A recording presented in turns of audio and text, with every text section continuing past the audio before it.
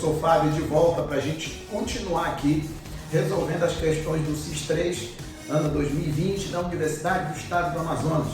Agora é a questão 52, é a última questão aqui das 8 que nós temos nessa prova. Então estou dizendo o seguinte, questão 52. Um fio condutor reto e muito longo é estendido sobre o eixo Z de um sistema de eixos ortogonais. Aí tem um sistema de eixos aqui que eu vou já reproduzi-lo aqui. Se uma corrente elétrica percorrer esse fio no sentido positivo de Z, o campo magnético devido a essa corrente será de quê? Terá rumo. Na verdade, a questão quer saber como é o comportamento do campo magnético gerado pela corrente elétrica nesse fio.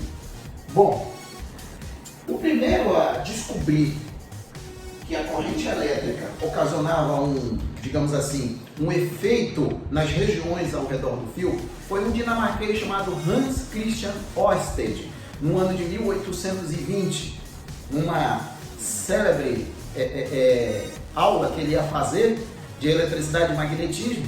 Ele acabou constatando, na verdade não foi nem ele, né, que eu já tinha lido numa biografia, que na verdade não foi ele, foi o assistente dele, que por sua vez chamou a atenção dele, só que ele não falou nada. Ele deixou para terminar tudo ali e fazer isso na casa dele, para verificar que de fato, toda vez que passava corrente elétrica por um fio, a bússola, uma bússola que era colocada do lado do fio, ela era perturbada de alguma forma. Para ela ter perturbação à distância, eu tenho que ter interação de dois campos de força.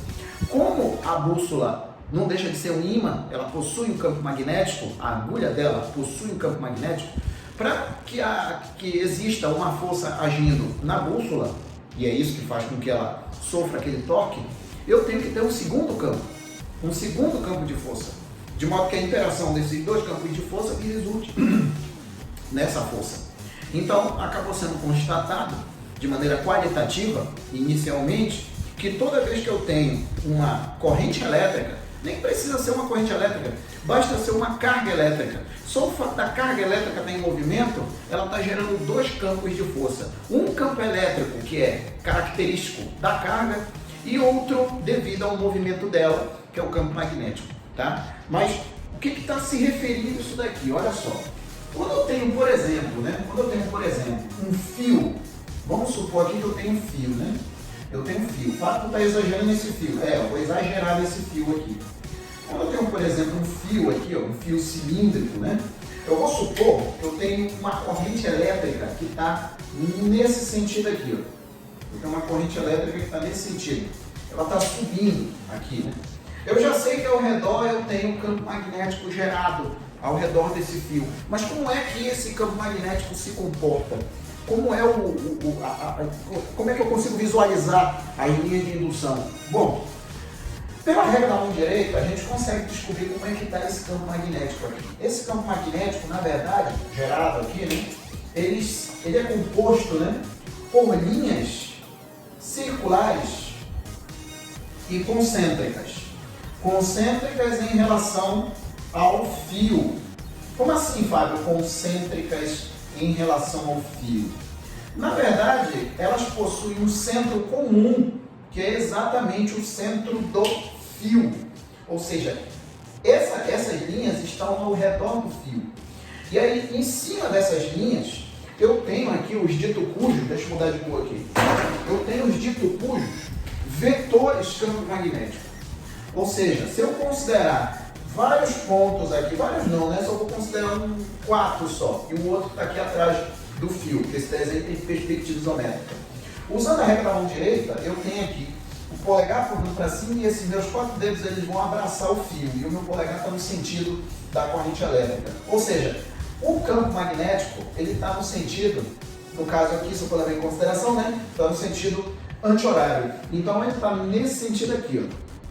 Aqui está um dos vetores campo magnético, aqui está outro vetor campo magnético e aqui está o outro vetor campo magnético.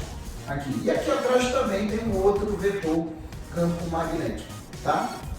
E aí, olha só, esse campo magnético gerado por essa corrente, dá até para calcular né? Inclusive isso aqui, toda vez eu estou deduzindo, isso aqui eu com certeza eu deduzi isso em sala de aula, que vem exatamente, ou pode ser deduzido a partir da lei de Ampère ou da lei de Biot-Savart, dá na mesma. Pelos dois caminhos dá, só que tem um que é mais complicado que o outro, mas dá pelos dois. Como aqui eu tenho fio, esse campo magnético aí vai ser calculado pela permeabilidade magnética do vácuo, né, levando em consideração que você está no vácuo, vezes a corrente elétrica que está passando aqui, dividido aqui, ó, para 2πd. Quem é o D? Esse D é exatamente a distância entre o centro do fio até o ponto considerado. Seria um raio, digamos assim, dessa circunferência maior, né? Então eu conseguiria calcular o módulo desse campo magnético usando essa expressão aqui. Fala, eu precisaria calcular a expressão, calcular alguma coisa? Não, não precisaria. A gente está aproveitando o ensejo para lembrar alguma coisa aqui, tá? Porque a questão está se referindo a essa situação de campo magnético gerado por corrente elétrica, né? Aí o que acontece? Essas linhas de indução aqui, ó, essas vermelhas, elas sempre vão pertencer a planos que são perpendiculares ao fio. Seria mais ou menos assim. Deixa eu ver se eu consigo reproduzir aqui. Eu vou considerar que essa folha em branco seja um plano, tá? Eu vou considerar que ela seja um plano. E eu vou considerar que o fio, ele seja o meu pincel. Esse pincel aqui, ó. Esse pincel. Aí o que acontece? Vamos considerar que esse fio aqui seja o pincel. E esse plano aqui seja onde estão as circunferências. É lógico que não vai ficar bem retinho aqui, né? Mas dá um crédito aí. Aí o que acontece? Eu tenho o plano, que é composto por essa folha em branco, e eu tenho o fio aqui, ó. E essas linhas de indução, elas pertencem a esse plano. Então, tecnicamente falando, as linhas de indução do campo magnético gerado por corrente elétrica em fios, elas vão pertencer a planos que, por sua vez, são perpendiculares ao fio. O desenho que está aí, né, ali na questão, eu tenho um negócio desse jeito aqui, ó. Eu tenho o eixo Z, né, que é exatamente isso que a questão está se referindo, ao eixo Z, o eixo das cotas, para quem não sabe. Aqui eu tenho o outro eixo, né, que estaria, né, na horizontal, que é o eixo das ordenadas, né, que é o eixo dos Y. E aqui eu tenho o eixo do X, que é o eixo das abscissas. Abscissa? É. Eixo das abscissas, eixo do X, eixo das ordenadas, eixo dos Y, e eixo das cotas, eixo dos eixos, tá?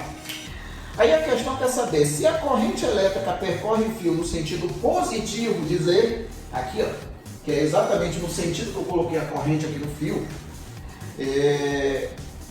cadê? O campo magnético devido a essa corrente vai estar onde? O campo magnético ele vai estar exatamente aqui, ó. Vão ser circunferências que vão pertencer a planos que, por sua vez, vão ser perpendiculares em relação ao eixo Z. Onde é que está isso aqui?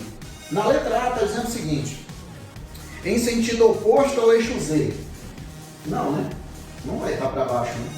Na verdade, elas vão estar no plano do perpendicular ao Z. No caso, seriam planos que vão pertencer ao plano cartesiano XY, se eu for prestar atenção.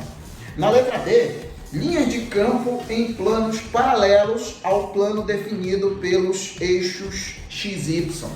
Eu acabei de dizer isso. Então, isso aqui seria a resposta à letra B, né? Na letra C, em linhas de campo radiais com centro de origem no sistema de eixos.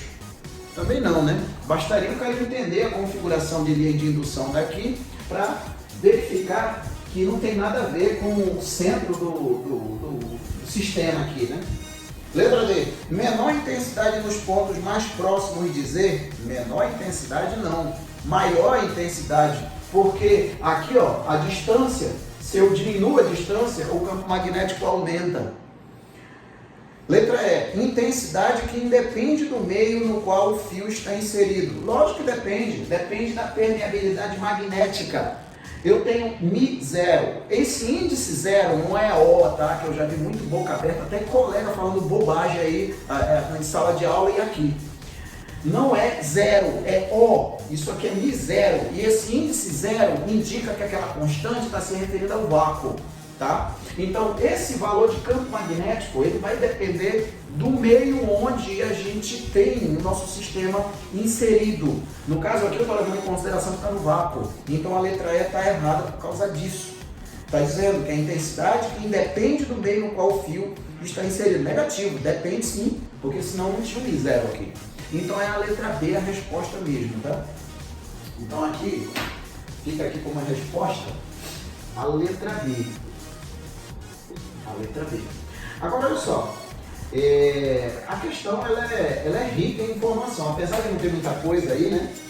Ela só tem praticamente só esse plano aqui, né? Esse plano não, né? Esse sistema de coordenadas aqui, de eixos aí, é uma questão onde tinha muita coisa implícita, né? Até o caso da expressão aqui, ó. Se tu não souber essa expressão aqui, tu ia ficar perdido nas alternativas.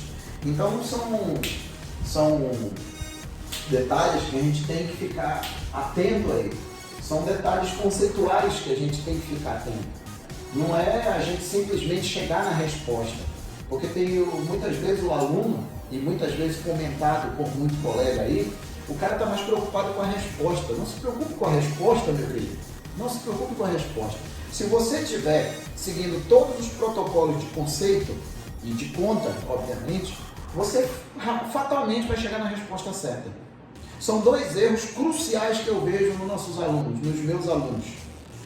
Ficar querendo decorar equações, sem saber conceito de nada, e ficar querendo decorar exercícios, achando que aquele exercício vai repetir ou vai vir igual. Não, meu querido, não. Tente entender a parte conceitual que você vai ser mais feliz nessa matéria aqui. A resposta é de menos. Isso aqui, ó, é um mero gabarito. Isso daqui, ó, até o meu filho vai saber. Meu filho de 11 anos vai saber. Então você tem que se preocupar com as coisas realmente importantes aqui. De modo que você consiga ter um entendimento maior, um entendimento melhor e você pare de uma vez por todas de estar apoiando dessa disciplina aqui, que é a queixa maior que eu tenho dos meus alunos. Tem aluno que odeia, tem um ódio ferrenho dessa matéria, mas na verdade não é que ele não goste da matéria, ele gosta da matéria. Só que o problema é que ele não gosta de não entender a matéria, né? Então é isso aí, meus queridos. Esse daqui eram as questões do SIS3. Eu dou como encerrado esse processo seletivo aqui, essas questões. Todas as 8 questões estão resolvidas. No próximo vídeo eu vou vir com o comentário a respeito dessas questões, um breve comentário ali a respeito de todas as questões, tá? Se gostou da iniciativa, se inscreve aí no canal, cara, curte aí o vídeo. Se ficou com alguma dúvida, coloca aí nos comentários, mas continua fomentando a ideia aqui, continua fomentando aqui a ideia para a gente continuar produzindo material de qualidade, tá bom? Então é isso aí, abração, obrigado pela atenção, forte abraço, fique com Deus, né? E tchau!